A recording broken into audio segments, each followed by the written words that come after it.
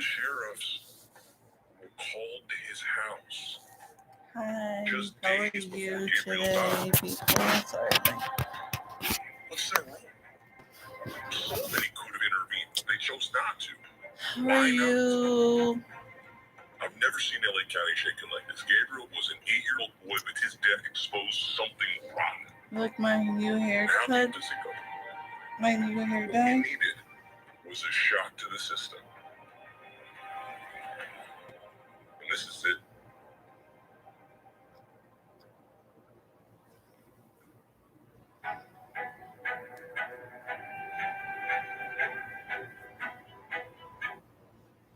Have you heard a show called Gabriel? Story about this little boy and two parents beat him and death, and I just don't like those kind of people not deserve to have kids because I feel bad, Gabriel. So yeah, you should watch it. It's on Netflix. This case was big. Talking about hundreds of witnesses, thousands of documents. It ended up being over 1,200 exhibits. We were nervous. As a prosecutor, you do kind of think about how it's going to go down. It is somewhat like being an actor. You know, it's real life, but you do have to go over in your head how you're going to convey something to a group of strangers, and are they going to understand what you're trying to explain? We worked really hard trying to present it to the jury in a way that they would feel what we were feeling, in a way that Gabriel's not there, but you want them to hear Gabriel.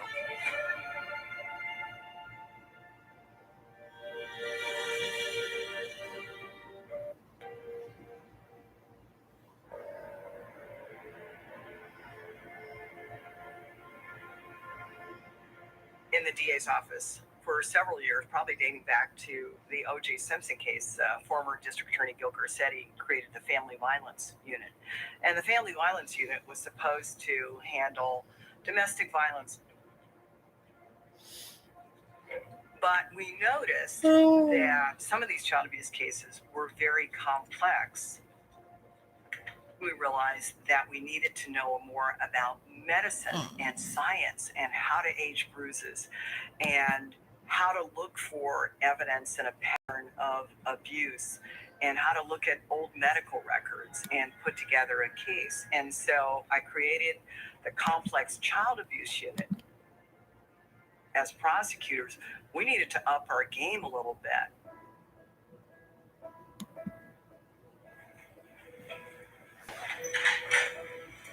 My unit's a child abuse unit, one of the first in the nation that I know of.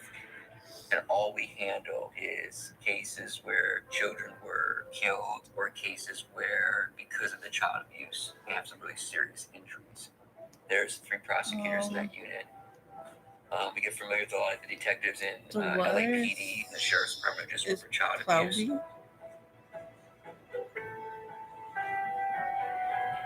In big trials, I do a little research on the defense attorneys. Yeah.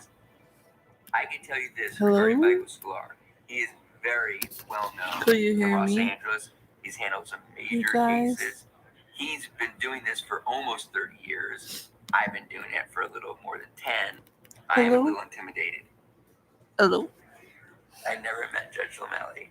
And for the first time I saw him, I was like, he's a good judge. He's a smart judge. He's a fair judge.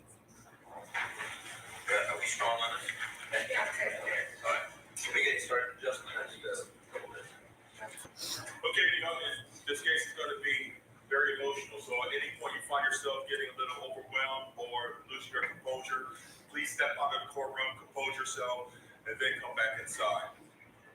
We're going to be bringing out the parties in just a few moments.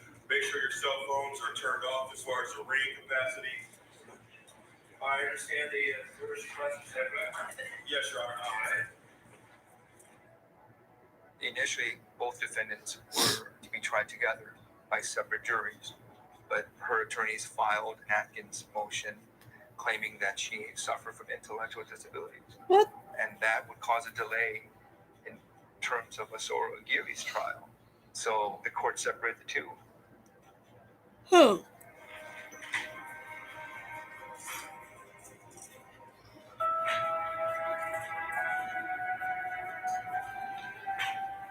All right, good morning, ladies and gentlemen.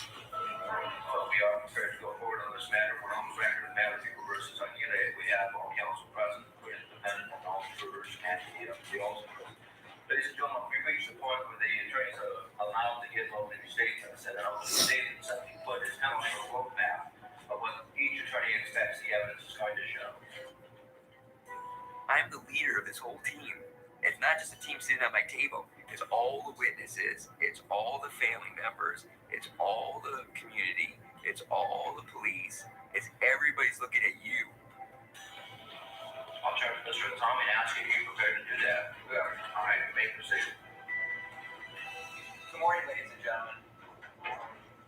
On behalf of the Los Angeles County District Attorney's Office, I'd like to thank you for being a juror in this case. The evidence will show this case is about one thing, and that's the systematic torture of a helpless and innocent child. This is Gabriel Fernandez. He was a happy and healthy 7-year-old boy when he went to live with the defendant in 2012.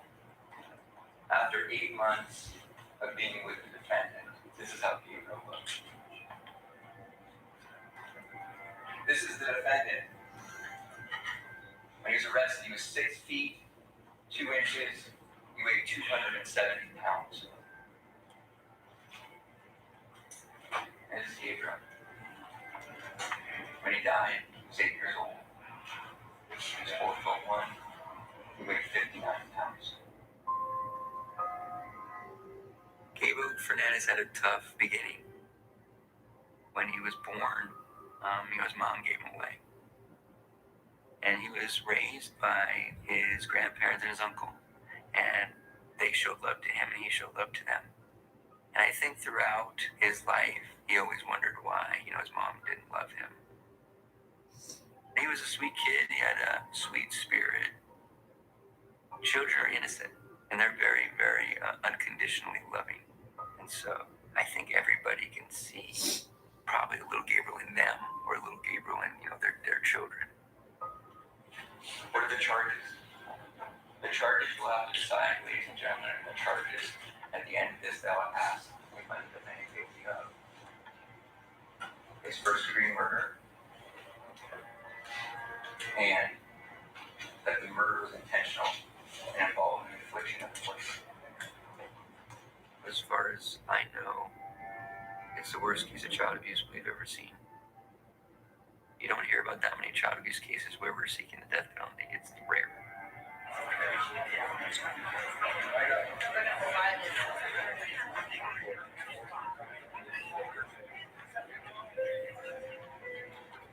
So I've been at the trial since its inception. This is a death penalty case. It means something to be a death penalty case in California.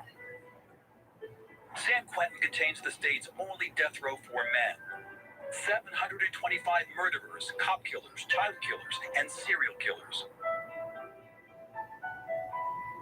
The question seems to be posed automatically at this point whether or not Isauro Aguirre is a monster. He, from the very beginning, wanted to fight this case. Early on, a clergyman snuck audio equipment in to visit him in jail and released audio of him speaking in Spanish to Univision. Uno de los dos acusados rompió su silencio y desde la cárcel le dice a Osvaldo Borraes que sus manos están limpias.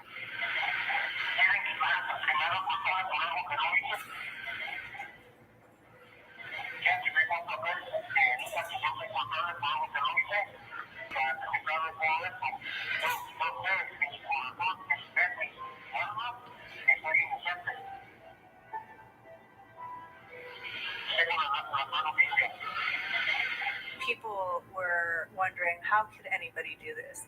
What was their motivation?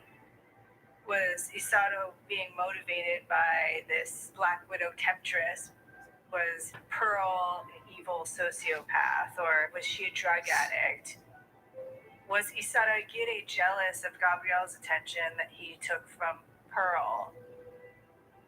Even more important, how could people have seen all this abuse with Gabriel Fernandez and not intervene? John Allen and Michael Sklar tried to show that Isato was either in a blind moment of rage at the moment he beat Gabriel to death, or he was just heavily under the influence of his girlfriend. The heaviest lift in a murder trial would fall with the prosecution having to illustrate that this was an intentional act. You have I got don't know to what have to talk about. concrete evidence of their state of mind. And imagine how difficult that is, because you're coming in after the fact. And you know that that person is going to be led a double life. The prosecution has to show So that that was his intent without a shadow of a doubt.